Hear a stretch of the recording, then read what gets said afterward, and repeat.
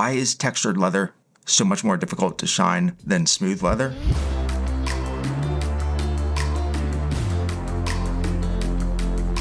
One of the leathers that gives everybody the toughest time when it comes to a mirror shine is a textured leather. This video is going to be a throwback of sorts to a lot of the earlier videos that I did on this channel, which were tutorial style shoe care videos. This video I'm going to walk through the process of how to high shine a pair of JF&J Baker Replica Russian Reindeer hatch grain leather tassel loafers. I'll get into why textured leather is more difficult to shine than smooth leather. I'll also walk through and demonstrate how I apply the high shine or a mirror shine to a pair of textured leather shoes, like this pair of tassel loafers from Ichigo Ichie.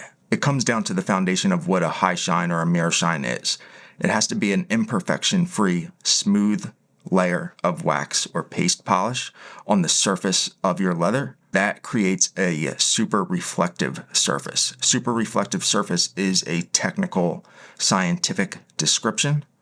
But ultimately, any bumps, scratches, just blemishes in those layers of wax polish is going to make your wax and your paste less reflective. So with a textured leather, you already are starting off with an uneven surface.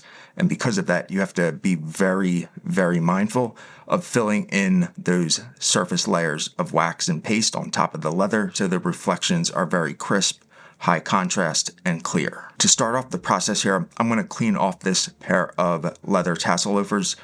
Obviously, if your shoes that you're doing this on are not dirty, you can kind of skip over this and jump right to the finishing process. I'm going to start by cleaning this off with a few drops of water and just a clean cotton cloth.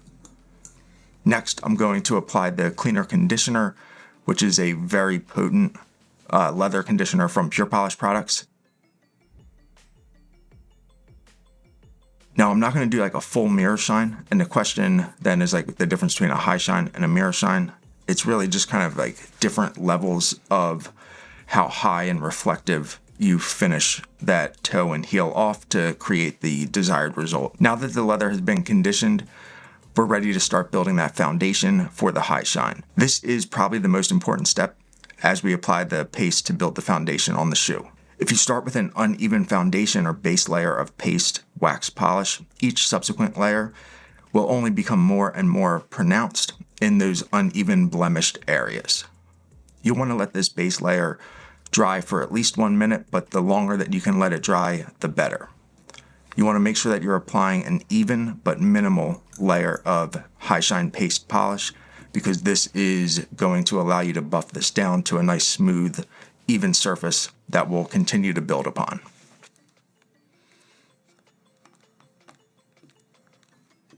Once this has had time to dry, we're ready to buff this off, and we'll do that with a few droplets of water and a very light press into the high shine paste.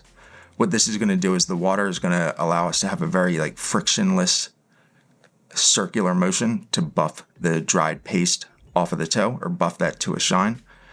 And then adding just a touch more high shine paste to the shoe shine cloth. That's going to introduce just enough new product for those solvents to raise the luster and kind of fill in the pores even more beyond what you've applied in that first layer and application.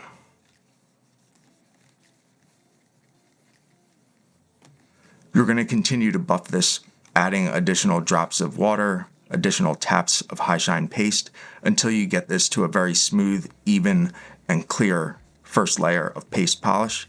You'll know it when you get there, and if you continue to see swirls in the layer of paste polish, it's either because you're using too much product, too much wax paste, or it's because you're adding too much water. Either way, if you're seeing the wax swirl on top of the leather, just take a step back, rest for a minute, let the leather kind of dry out, recuperate, and then come back and kind of pick this up right where we left off.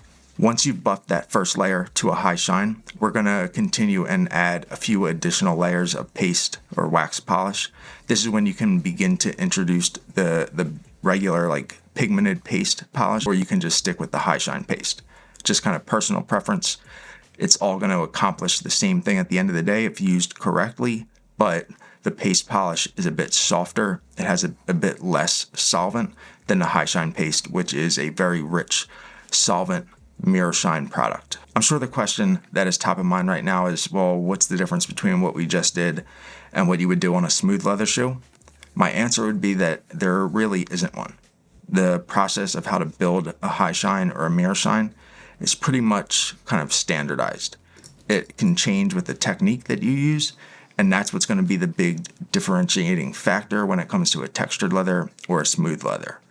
With a textured leather, you really have to be mindful not to overdo it with the water or the amount of paste polish that you're applying.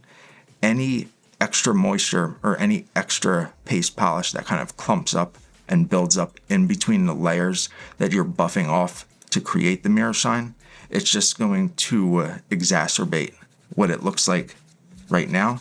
And then as you add more, it's going to just continue to kind of like snowball into a very cloudy and just uneven layer of paste polish that's not going to be reflective at all. So the way that you need to kind of counter that is just be overly cautious and conservative with how much water and how much paste you're applying at any given time.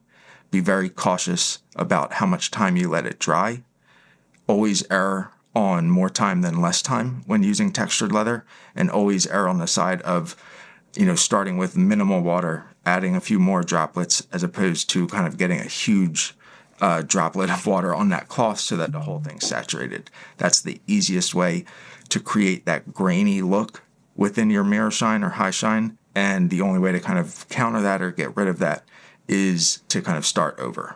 I really appreciate all of those that have made it this far into the video, watch the full tutorial, or maybe just this is a demonstration.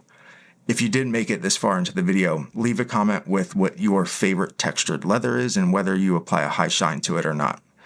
If you do apply a high shine to it, or maybe you did apply a high shine to it and have stopped, like what part of the process is your least favorite or the one that you have the most trouble with?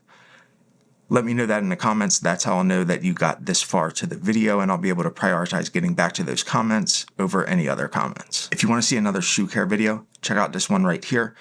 Just published this shell cordovan care routine. Shell cordovan is my favorite leather, and this care routine is very basic, something all of us will be comfortable doing.